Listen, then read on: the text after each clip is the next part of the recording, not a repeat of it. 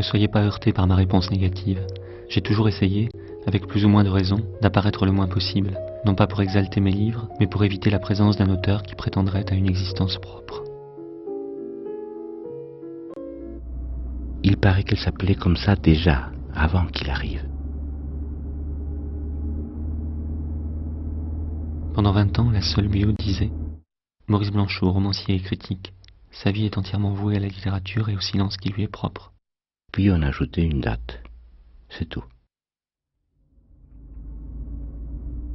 À un certain moment, il a voulu s'effacer, disparaître. Le fait est que depuis 20 ou 30 ans, plus personne ne le voit, aucun de ses amis.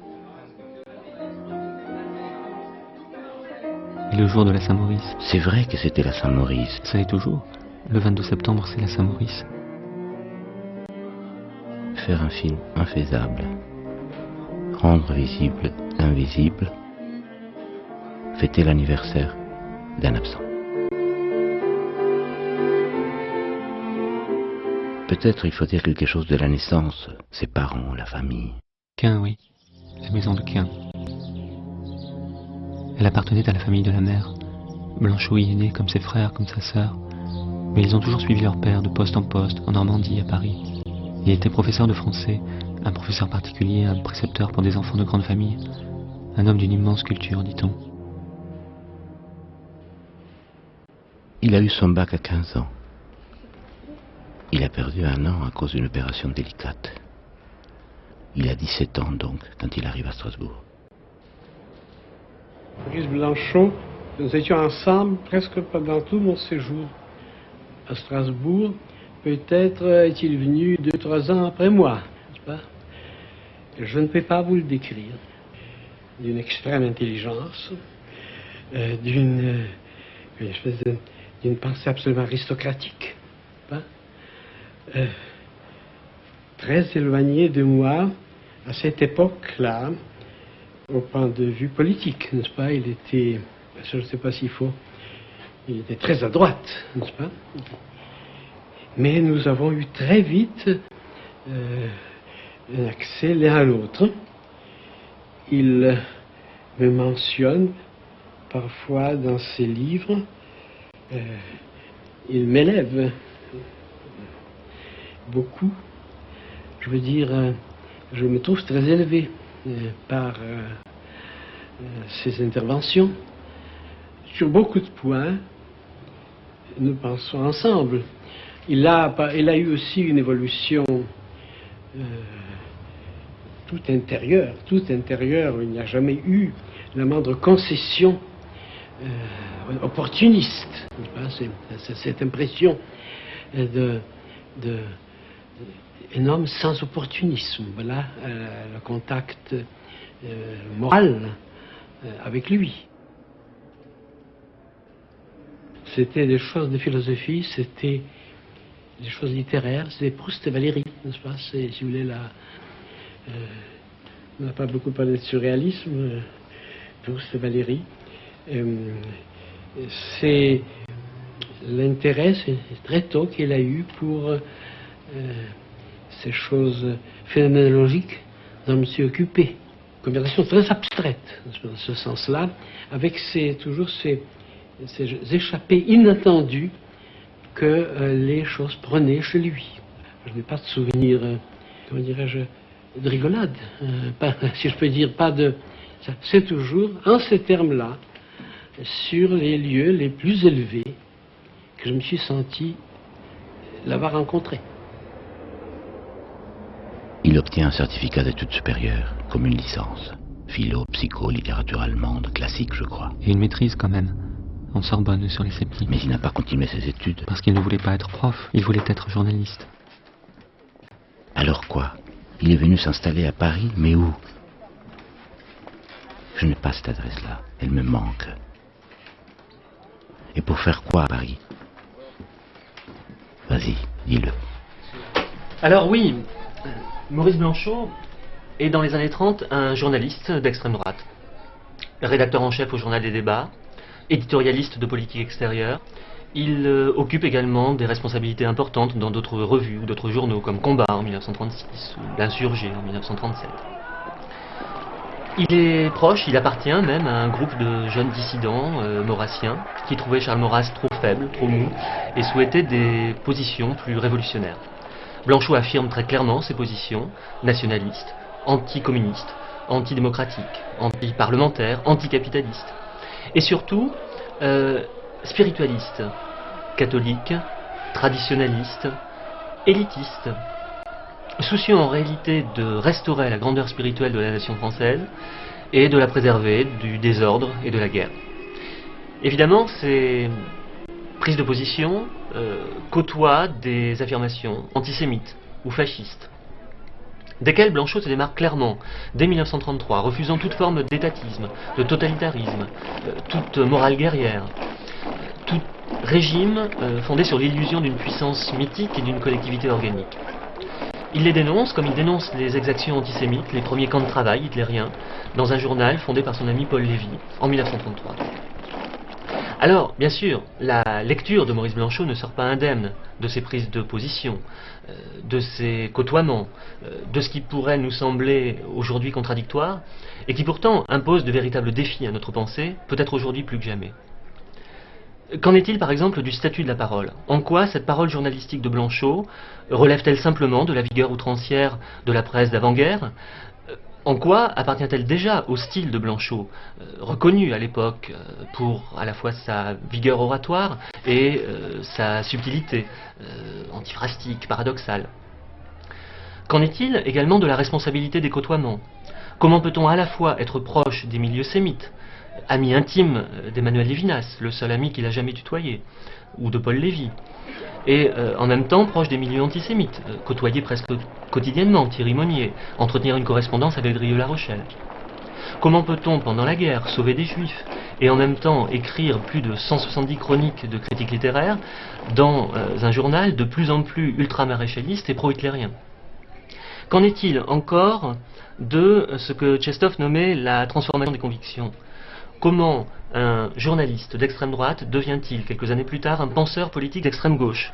Comment un simple rhétoriqueur patenté qui n'a pas encore de pensée devient-il un écrivain, l'un des plus grands de ce siècle, reconnu par les plus grands, et qui va jusqu'à penser, jusqu'à compter dans ses récits la possibilité, l'origine, la solitude de l'expérience d'écrire? Comment enfin peut-on définir une personne, non seulement par son origine, non seulement par d'où elle vient, mais également par où elle va? Il faut penser que Maurice Blanchot, arrivant à l'université de Strasbourg à la fin des années 20, est le fils d'un professeur de français, parlant le latin des enfants, qu'il y arrive jeune militant maurassien, portant guêtres et lavalières, et que plusieurs années plus tard, après avoir écrit Thomas l'Obscur, qu'il rédige pendant ces mêmes années, entre 1932 et 1940, après avoir écrit des récits comme L'idylle ou le dernier mot, en 1935 et 1936, récits anti-totalitaires s'il en est, Maurice Blanchot, peu à peu, par l'écriture, efface son propre visage, transforme, anéantit son propre corps.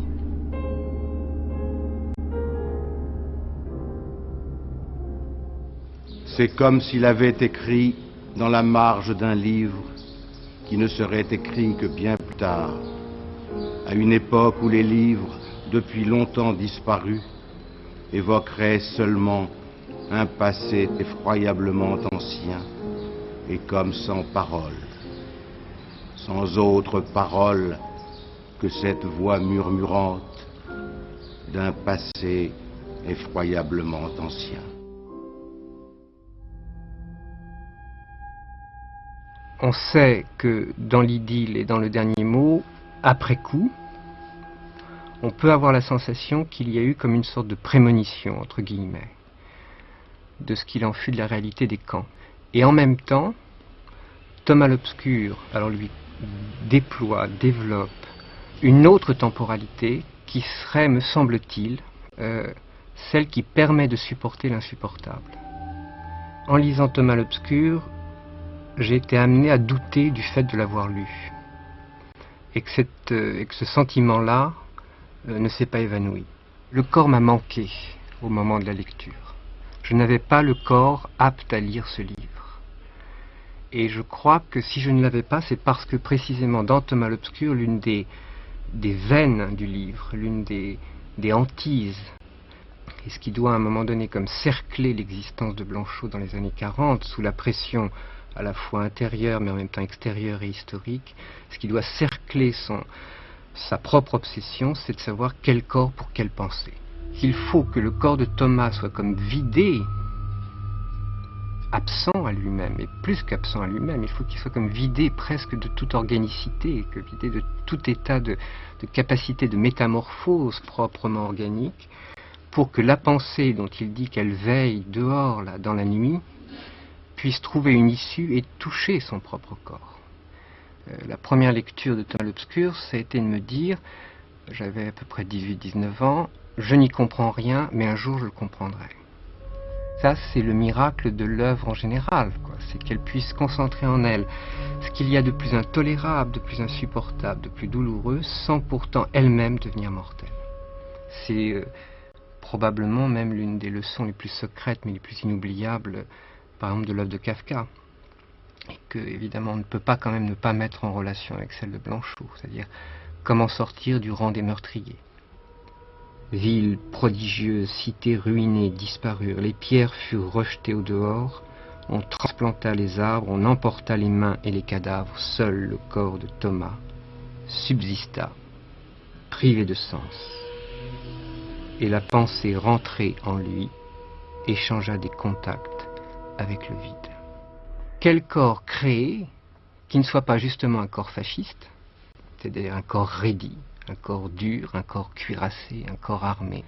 Il faut probablement avoir été transi, brûlé, jusqu'à avoir presque frôlé, mais même avoir été traversé par des états de décomposition de son propre corps, et chaque fois la capacité de reconstruire, même embryonnairement, pour sentir que là où ça se recompose, à ce moment-là, ce qui s'ouvre avec et ce qui se compose, c'est la présence d'autrui.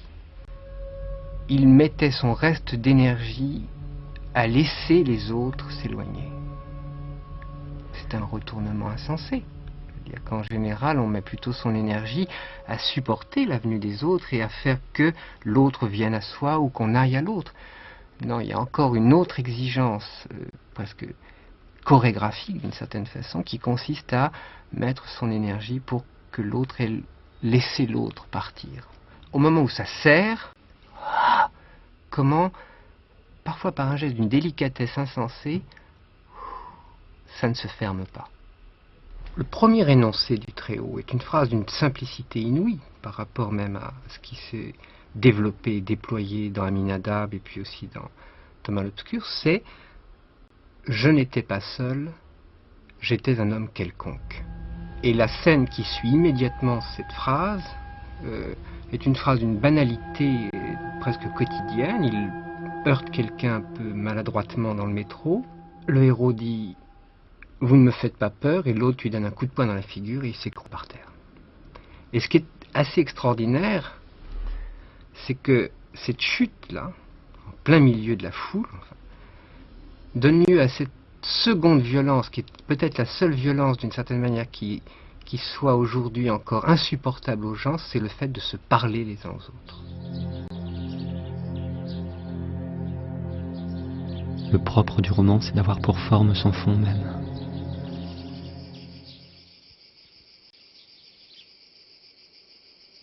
Il y est resté quelques mois.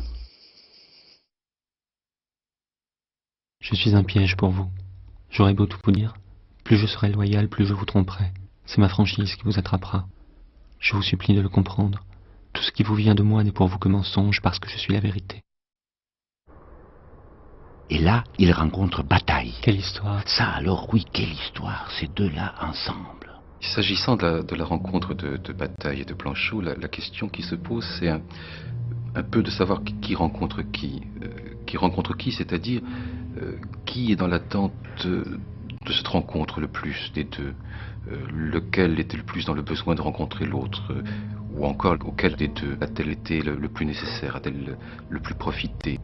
Cependant, la question, en la posant ainsi, intéresse peut-être davantage, en tout cas à mes yeux, l'étrange réciprocité qui s'est aussitôt installée, aussitôt établie dès l'instant que ces deux hommes se sont rencontrés. Et dès l'instant que je n'ose pas dire qu'ils se sont mis à penser ensemble, tout du moins qui se sont mis à ne plus penser seuls.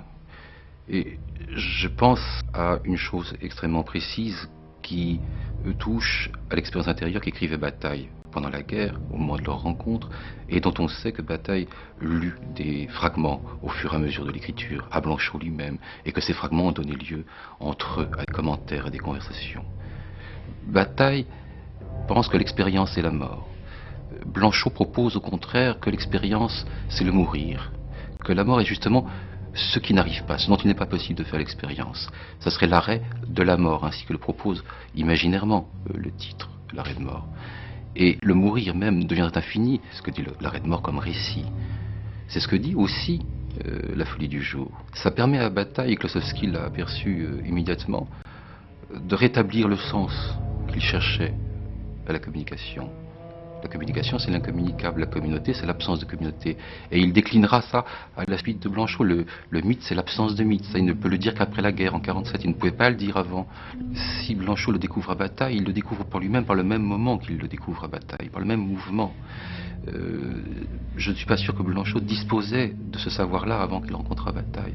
Il est vraisemblable, au contraire, que c'est par les conversations qu'ils ont eues, par la lecture qu'il écoute et qu'il commente des extraits de l'expérience intérieure au fur et à mesure que celui-ci l'écrit, je suis sûr que ça se découvre à lui, par le même moment qu'il le découvre à Bataille. Et tout ce que pensera Blanchot ensuite en sera aussi modifié. L'engagement politique de Blanchot, ce qu'il appellera le communisme de pensée ou le communisme d'écriture,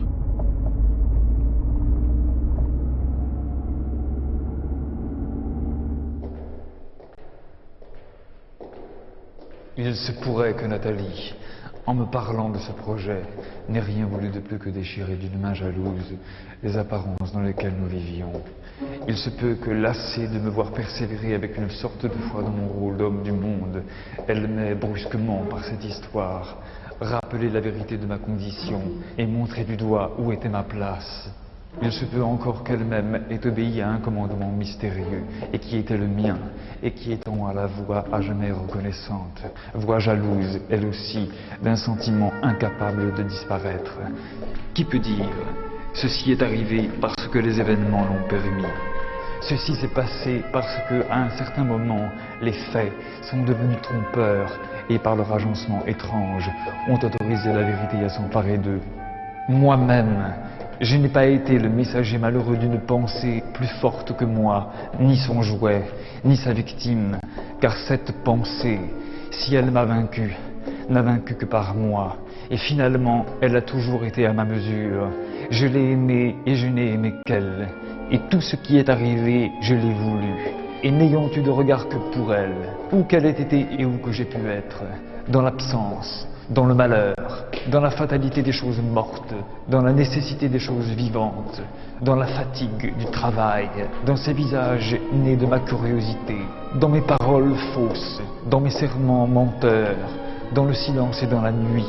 Je lui ai donné toute ma force et elle m'a donné toute la sienne, de sorte que cette force trop grande, incapable d'être ruinée par rien, nous vaut peut-être un malheur sans mesure. Mais si cela est, ce malheur, je le prends sur moi et je m'en réjouis sans mesure. Et à elle, je dis éternellement, viens, et éternellement, elle est là. En fait, c'est l'appartement de son frère. Il y vient quand il n'est pas à aise.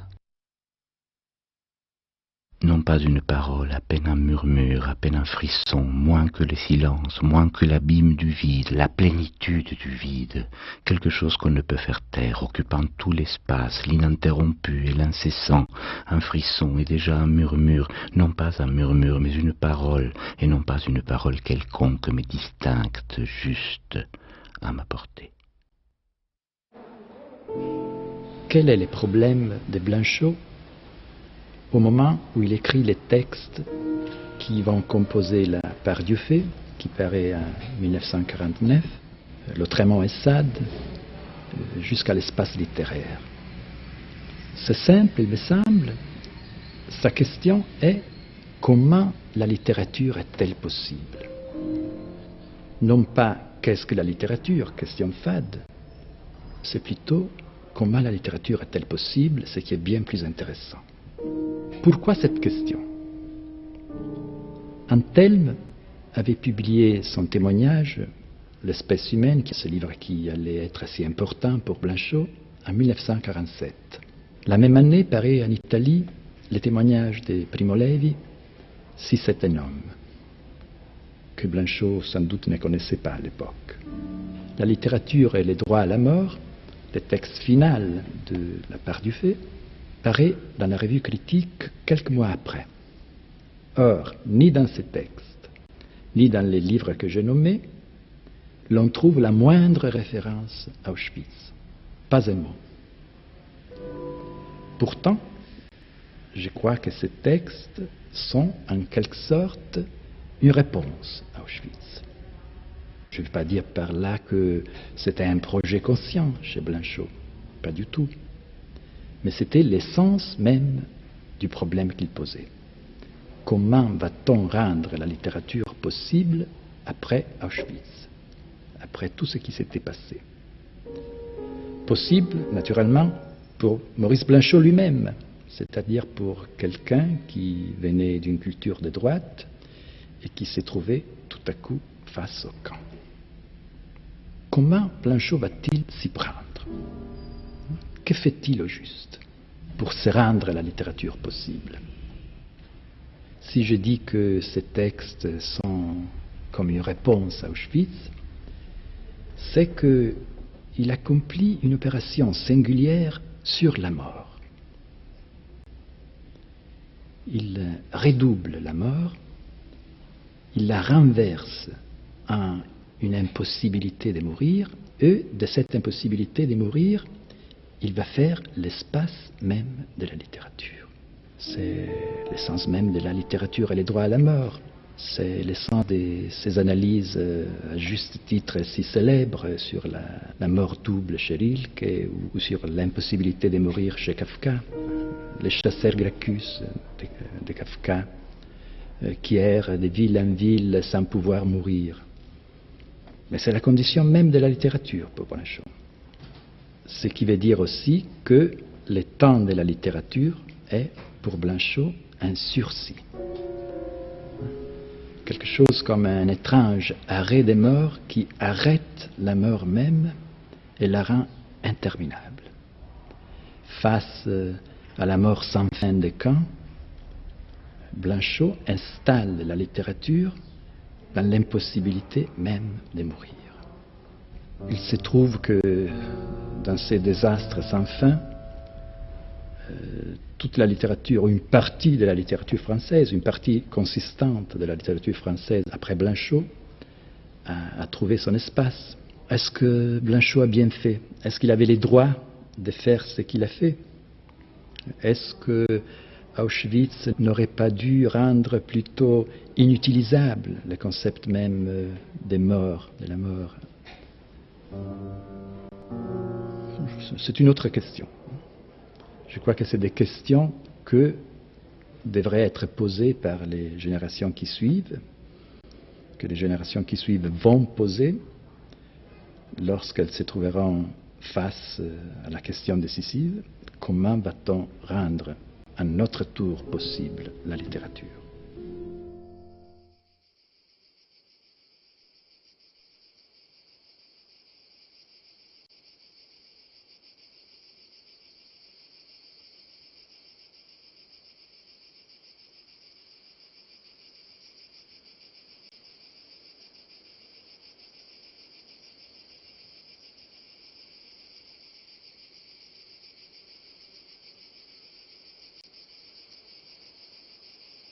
J'ai oublié de filmer Jean Delacroix. Pascal aussi, peut-être. Ils y sont. Il dit la vérité. Autrement, il pense qu'il deviendrait fou. Mais il ne s'aperçoit pas, ou seulement trop tard, que la vérité, c'est qu'il est fou. Cette vérité folle, il ferme désormais la bouche pour n'avoir pas à la dire, espérant, c'est cela qui est effrayant, tout de même rester dans le vrai en ne disant rien.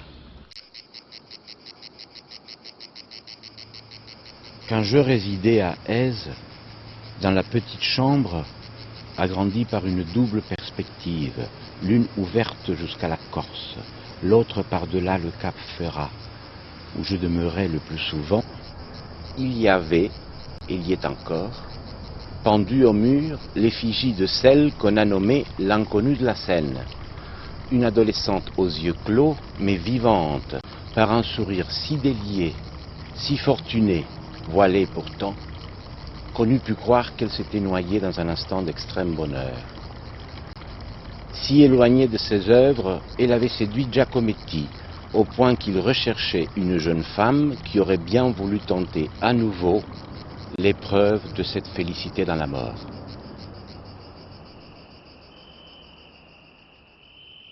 Et je crois qu'en effet, la solitude était possible quand il était à ce village où il ne voyait personne. Ce qui est au centre de ces trois récits, c'est la douleur. Et on va progressivement vers de plus en plus de douleur, étant donné que le dernier homme, c'est là que véritablement on atteint le cœur éternel, le terrible, comme le dit Blanchot, qui est le sommet de la douleur. Alors, une douleur, quelle douleur? Plus terrible, dit Blanchot, que celle d'un enfant, et son regard bleu pâlit encore, et ce qui montre bien cette espèce d'exténuation, d'immense fatigue qu'il y a chez le dernier homme. Il s'agit d'expérience, non pas de la mort, mais d'expérience du mourir. Et là, on entre dans une dimension qui est bouleversante parce qu'elle bouleverse nos cadres chronologiques. Le narrateur dit, j'ai connu d'abord mort, puis mourant. Et puis il y a également l'hypothèse qu'il a effectivement disparu et que je vis simplement le spectre d'une douleur infinie sous laquelle les survivants doivent vivre. Sans précaution, sans larmes, et la douleur est mise à nu, il n'y a pas de lamento. C'est tragique, mais la tragique est gaie. Pourquoi? Parce qu'il n'y a pas de pathos. Au moment voulu, il y a la manière dont le narrateur s'occupe de Claudia. Claudia, c'est donc une cantatrice, mais une cantatrice qui est toujours à la recherche de son propre chant. Elle est repliée, comme il le dit, dans une zone neutre, qui est la préparation au chant, mais d'un chant qui ne se déploie pas.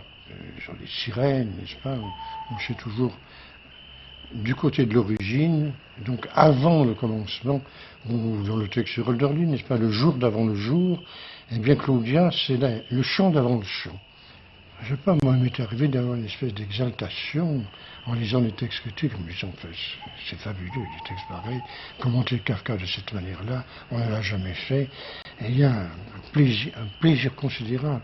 Surtout que je fais partie de cette génération qui achetait la Nouvelle Revue Française uniquement pour lire les textes de Blanchot. On attendait qu'il veuille bien publier, alors que c'était tous les mois ou un mois sur deux qu'on avait un texte de 15 pages.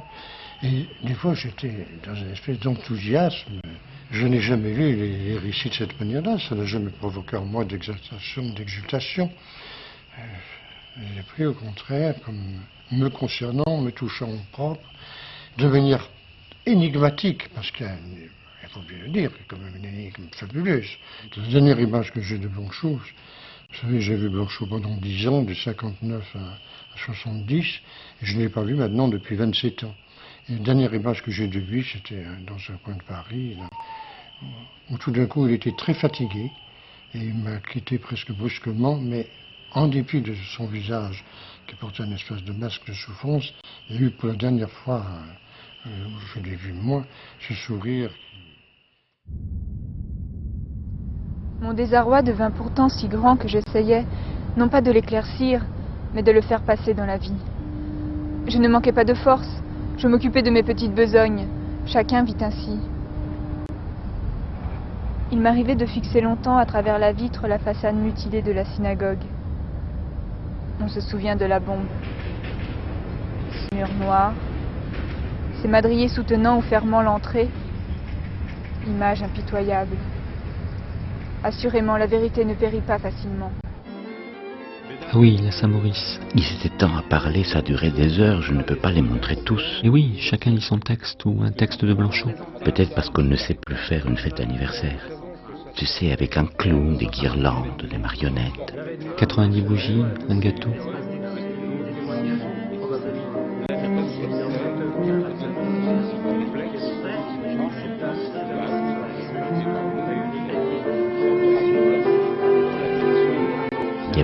sont malades. Mais Nancy a envoyé un texte, et la Coulabart a envoyé un texte, et Starobinsky, et Hans Mock. Et la porte, naturellement.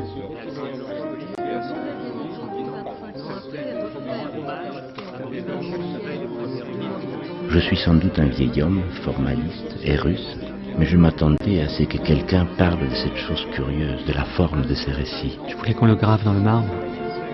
Chaque récit était une nouvelle entreprise narrative, chaque fois entièrement différente de la précédente, toujours plus singulière. Comme je me dirigeais vers la fenêtre, elle voulut m'aider à marcher. Je ne suis pas un ivrogne. Il pleuvait à présent, une pluie tranquille qui marquait la lente déchéance de l'hiver. À ma demande, elle me situa les rues. La Trinité, le boulevard Haussmann, le passage de la Bourse. Aimez-vous cette ville? Non, elle ne l'aimait pas. Parler vous fatigue? Un peu. C'est le chant qui vous a abîmé la gorge? Là, il revient. Il revient à Paris. Il y reste. Je regardais l'immense espace, là-bas le mur, plus loin la porte, un peu avant la profondeur de la lacune. Je lui dis « Venez avec moi dans le sud ». Elle secoua la tête. « Cela ne se peut pas. Venez. »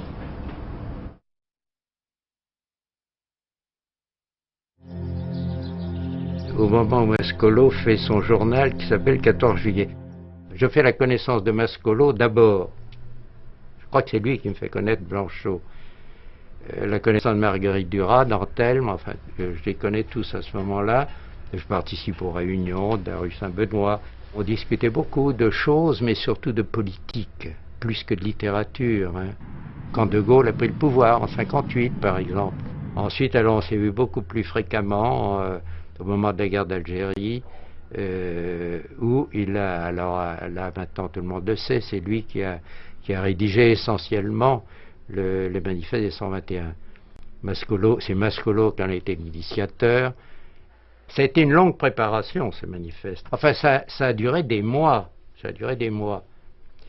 Jusqu'au jour, il m'a porté le test comme ça, et puis il m'a pas dit que c'était Blanchot, mais il a dit, je l'ai montré à Maurice, bon, je savais que c'était Blanchot, et je crois maintenant que ça va maintenant. Ben, il y avait la chose capitale qui n'était pas dans les premiers, c'était l'insoumission, l'appel à l'insoumission.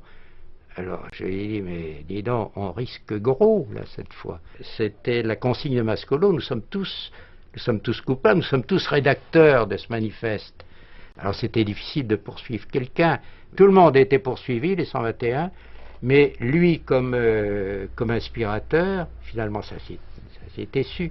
Et moi comme propagandiste, on allait au meeting ensemble, meeting à la Mutualité. On est sortis, Mascolo, lui et moi, sur le trottoir de Maubert, avec les charges de police. Blanchot a toujours été un... Bon, il avait été tuberculeux, je crois, en sa jeunesse. Enfin, il était un malade, il ne pouvait pas... Et Mascolo lui dit, dans son langage châtié, qu'il avait parfois, cher Dionys, est-ce que vous ne pourriez pas un peu hâter le pas? Ça, c'était hâter le pas. Et Blanchot ne pouvait pas aller plus vite.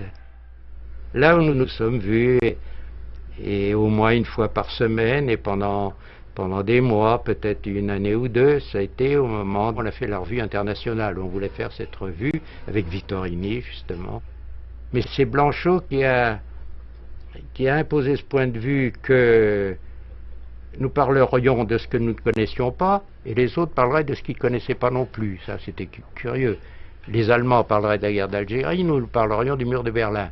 Et c'est lui aussi qui a proposé l'écriture fragmentaire. Et on a essayé, on a fait un premier numéro, un numéro 0, avec, comme ça, de cette façon fragmentaire, qui était un peu artificielle pour la plupart, sauf pour Louis-René Desforêts, qui s'était très bien plié à ça, puis sauf pour Blanchot, lui. Bon, ça a capoté, cette histoire, on a raconté tout ça, c'est pas... Mai 68, évidemment. Il était avec les étudiants, c'est-à-dire que, toujours Mascolo, qui est là l'animateur, c'est lui qui fait toujours qui fait toujours le lien, a l'idée de former un comité écrivain-étudiant. On est allé avec Blanchot et Mascolo et quelqu'un d'autre, je ne me souviens plus, on est allé à Sancier parler aux étudiants. C'est vrai que Blanchot donnait la, comment dire, donnait la traduction exacte de ce qui était parfois confus, parfois un peu ou à côté de la plaque, comme on dit, quoi. C'est ça, c'est lui qui donnait la traduction exacte. Alors les meilleures formules sont toujours de lui.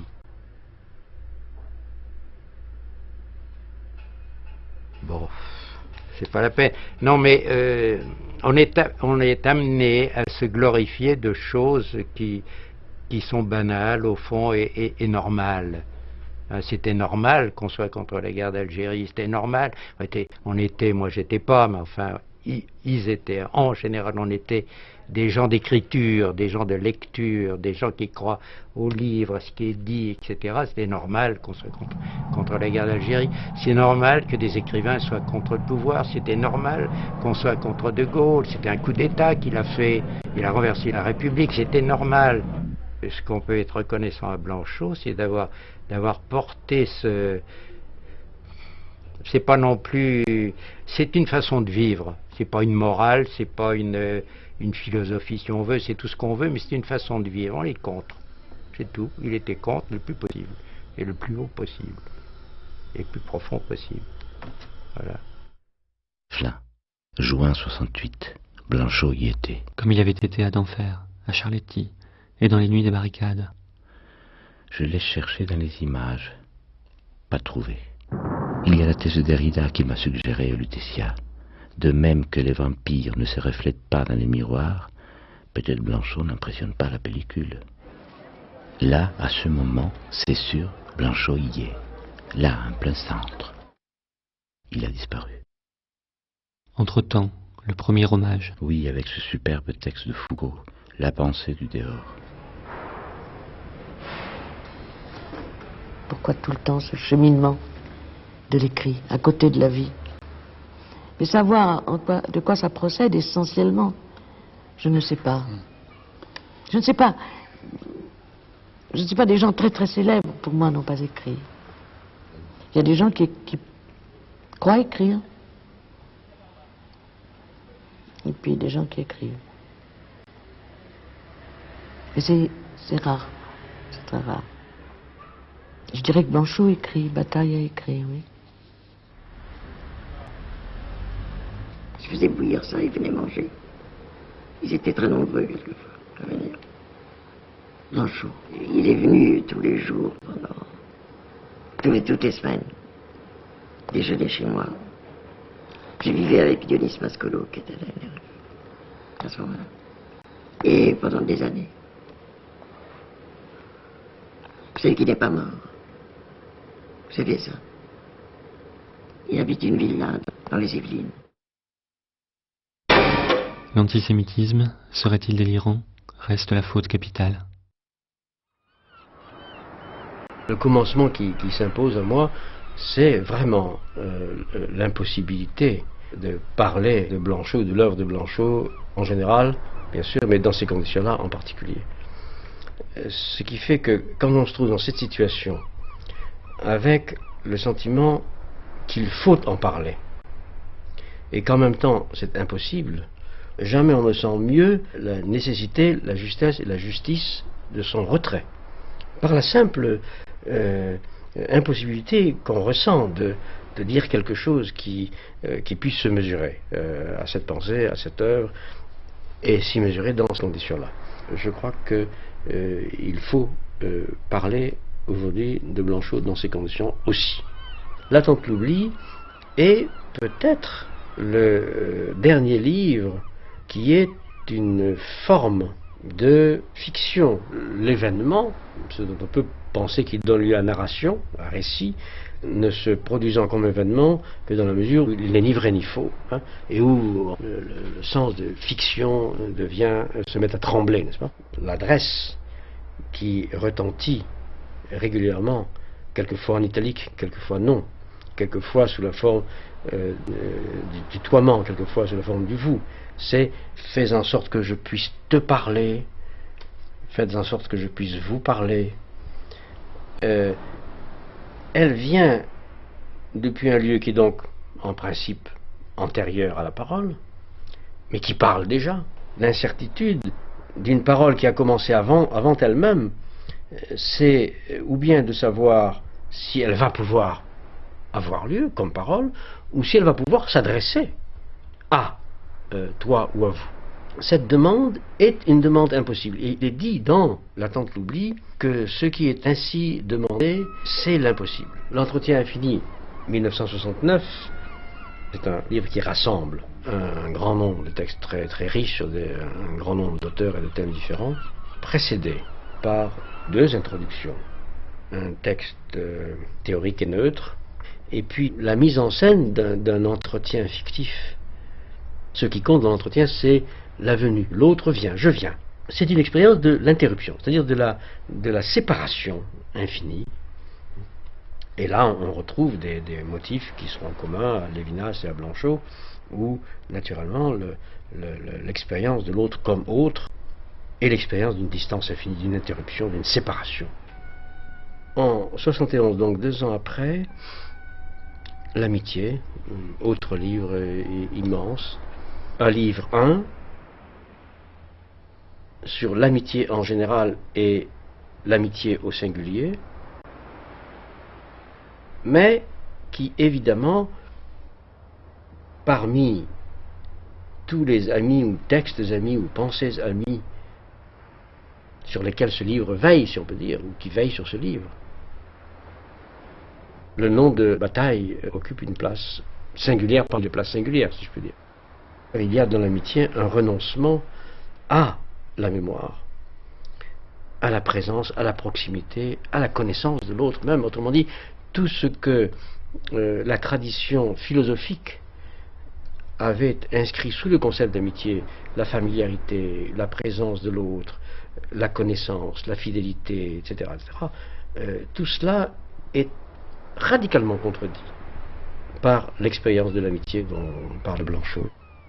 Parce que l'œuvre de Blanchot, qui est, tout le monde le sait, ses amis, ses admirateurs, mais aussi ses adversaires de tous ordres, l'œuvre de Blanchot est une des grandes œuvres, un des grands événements de ce siècle et au-delà de ce siècle, qui chemine plus ou moins souterrainement, en tout cas discrètement, gagne en intensité de présence, et à mesure que cette intensité ou cette nécessité s'impose, fait naître une sorte d'appréhension, de peur aussi, de ressentiment. Et donc je crois qu'il est temps que ce suspens soit suspendu, cesse. Pour cela, je crois qu'il est temps que le caractère presque clandestin de l'œuvre de Blanchot et de ses initiés change d'espace. En tout cas, dans cet espoir, je prends le risque de l'échec dont je parlais tout à l'heure. Qu'y a-t-il maintenant hors de nous? Personne. Qui est le lointain et qui est le prochain? Nous ici et nous là-bas. Et qui le plus vieux et le plus jeune? Nous. Et qui doit être glorifié? Qui vient vers nous? Qui nous attend? Nous. Et ce soleil, d'où tient-il sa lumière? De nous seuls. Et le ciel, quel est-il? La solitude qui est en nous. Et qui donc doit être aimé? C'est moi. Silence. Je te connais par ouï-dire. La question de la communauté est devenue pressante à l'époque où commençait à s'effondrer le modèle appelé communiste. Et à la mesure de cet effondrement, il est apparu nécessaire à plusieurs d'entre nous de reprendre radicalement, je dirais, la question de l'être en commun. Et c'est ainsi qu'en 1983, par exemple, Blanchot pouvait écrire que la réflexion sur l'exigence communiste, comme il disait, ne l'avait jamais abandonné. L'écriture et la littérature, selon Blanchot, sont inséparables de l'être en commun et de la communication. L'écriture n'est pas pour Blanchot un objet formel et fermé, c'est pas un objet esthétique ni autistique, mais l'écriture, c'est le rapport, je dirais le rapport d'adresse par lequel non seulement un moi s'adresse à un toi, mais par lequel il y a seulement un moi et un toi, un et un autre, et par lequel seulement il peut y avoir une solitude et un dehors de la solitude, une expression ou pour reprendre le mot de bataille, une extase. L'écrivain et le lecteur se font l'un l'autre. Et se faisant l'un l'autre, ils se déplacent l'un l'autre et ils se déplacent l'un par rapport à l'autre. Ils n'ont pas quelque chose à se communiquer. Ils n'ont pas un message à se transmettre. Ce qu'ils partagent, l'écrivain et le lecteur, c'est-à-dire aussi l'un et l'autre en général dans la communauté, ce qu'ils partagent, c'est la puissance et la passion de se communiquer. Et à ceux qui attendent de l'écriture en ce sens une signification déterminable et communicable, il vaut mieux dire qu'il n'y a rien à communiquer. Mais ce rien à communiquer n'a rien de nihiliste. Il n'y a pas moins nihiliste que Blanchot. Blanchot qui est celui qui écrit d'ailleurs « Les pessimistes n'écrivent pas ». Et donc la communauté est immontrable, imprésentable. Elle ne peut pas elle-même devenir un terme donné. Elle ne peut pas être mise en œuvre, contrairement à ce qu'ont voulu les totalitarismes et contrairement à ce que veut sans doute toute volonté qui n'est que politique. Mais pour autant, la communauté n'est pas une abstraction ni un idéal flottant en l'air. La communauté est elle-même ce mouvement, ce rapport sans cesse en déplacement. C'est-à-dire la communauté est le mouvement de l'écriture. Lorsque Blanchot parle dans la communauté inavouable du fond sans fond de la communication, il n'y a là aucune acrobatie verbale et il n'y a aussi aucun mysticisme. Ce fond sans fond de la communication, nous savons tous très bien ce que c'est. C'est ce sans fond auquel tout échange aboutit, non pas comme à une impasse, mais comme à l'ouverture, qui est précisément l'ouverture de l'un sur l'autre, l'ouverture de l'un à l'autre. Cet échange étant celui dont Blanchot dit aussi « seul en vaut la peine la transmission de l'intransmissible ». Et la peine que vaut la transmission de l'intransmissible, on pourrait dire que c'est la peine infinie qu'il y a à, comme on dit couramment, se faire comprendre, ce à quoi on n'aboutit jamais, mais dans ce non-aboutissement du se faire comprendre, il y a en même temps tout le mouvement de l'ouverture, de la communication, c'est-à-dire aussi tout le mouvement par lequel un moi sort de son moi et de ses petites préoccupations, c'est-à-dire aussi le seul mouvement par lequel on existe véritablement. Et puis les opuscules comme des réponses aux amis. René Char, Paul Celan, Nous tous. Michel Foucault, Louis-René Desforêts, Dionys Mascolo.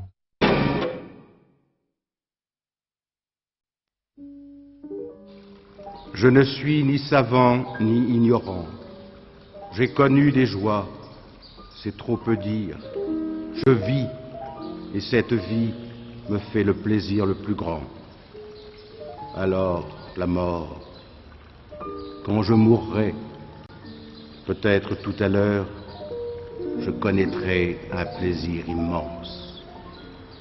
Je ne parle pas de l'avant-goût de la mort qui est fade et souvent désagréable. Souffrir est abrutissant. Mais telle est la vérité remarquable dont je suis sûr. J'éprouve à vivre un plaisir sans limite et j'aurai à mourir une satisfaction sans limite.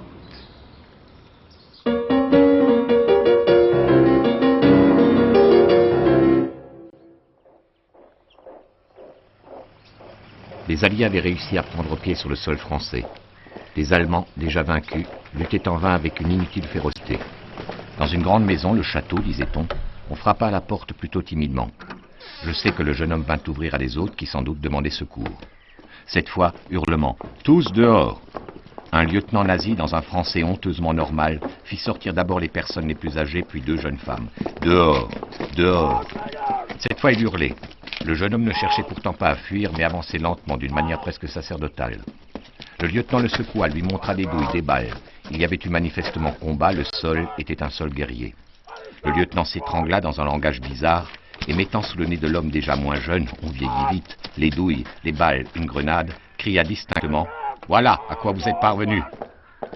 Le nazi mit en rang ses hommes pour atteindre selon les règles la cible humaine. Le jeune homme dit « Faites au moins rentrer ma famille ». Soit la tante, 94 ans, sa mère plus jeune, sa sœur et sa belle-sœur. Celui que visaient déjà les Allemands, n'attendant plus que l'ordre final, éprouva alors un sentiment de légèreté extraordinaire, une sorte de béatitude, rien d'heureux cependant. Allégresse souveraine. À cet instant, brusque retour au monde, éclata le bruit considérable d'une proche bataille. Les camarades du maquis voulaient porter secours à celui qu'ils savaient en danger. Le lieutenant s'éloigna pour se rendre compte. Les Allemands restaient en ordre, prêts à demeurer ainsi dans une immobilité qui arrêtait le temps. Mais voici que l'un d'eux s'approcha et dit d'une voix ferme « Nous, pas Allemands, Russes !» Et dans une sorte de rire, armez Vlasov, et il lui fit signe de disparaître. Je crois qu'il s'éloigna, toujours dans le sentiment de légèreté, au point qu'il se retrouva dans un bois éloigné, nommé Bois des Bruyères.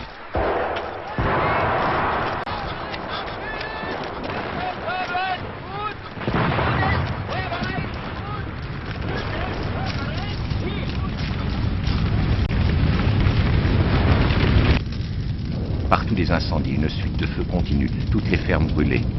3 jeunes gens, fils de fermiers bien étrangers à tout combat, avaient été abattus. Même les chevaux gonflés, sur la route, dans les champs, attestaient une guerre qui avait duré. Quand le lieutenant était revenu et qu'il s'était rendu compte de la disparition du jeune châtelain, pourquoi la colère, la rage, ne l'avait-elle pas poussé à brûler le château, immobile et majestueux? C'est que c'était le château. Sur la façade était inscrite comme un souvenir indestructible la date de 1807. Pourtant on fouilla partout, on prit quelque argent. Dans une pièce séparée, la chambre haute, le lieutenant trouva des papiers et une sorte d'épée manuscrit. Enfin il partit, tout brûlé, sauf le château. Les seigneurs avaient été épargnés. Alors commença sans doute pour le jeune homme le tourment de l'injustice. Le sentiment qui n'était vivant que parce que même aux yeux des Russes, il appartenait à une classe noble. C'était cela la guerre.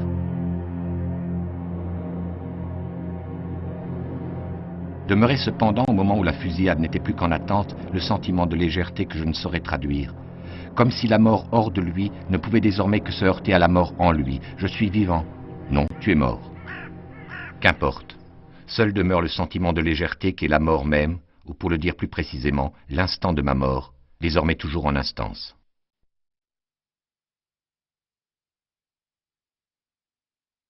Autant répéter les mots que lui René a dit pour la fin de la Saint-Maurice, quand on fait les photos. Que Maurice Blanchot, vers qui va notre pensée à tous ce soir, n'y voit pas, s'il l'apprend, une atteinte à sa volonté maintes fois affirmée d'effacement, un effacement que nous n'aurions pas su respecter, mais le témoignage, fut-il maladroitement exprimé, de notre commune reconnaissance pour le don incommensurable qu'il nous a fait, celui de son œuvre tout entière, et non moins généreusement, celui de sa présence amicale, une présence toujours si proche en son retrait, et qui a le sens d'une veille. L'hommage collectif que nous avons souhaité lui rendre de son vivant, contre sa volonté peut-être, et comme à son insu. Enfin, je n'en dirai pas plus. Rien d'extrême que par la douceur. La folie par excès de douceur. La folie douce. Penser, s'effacer. Le désastre de la douceur. Dans les années 60, nous disions de X ou de Z qu'ils étaient plus connus que le loup blanc, mais de lui qu'il était le loup blanc. Ce vieux lieu commun, ce lieu communautaire, l'honneur de la littérature. Pour l'honneur, faire honneur, être l'honneur. Cette photo lui est arrachée en 84 par un paparazzo mercenaire. Nous la montrons puisqu'elle existe, comme Lévinas a montré les photos qu'il conservait. Lévinas me l'a dit, vous savez, il n'y a pas de secret. Et Blanchot, tout doit devenir public. Le secret doit être brisé. Il joue bien du piano. Il joue du Schumann. Larga vida, viejo lobo. Longue vie.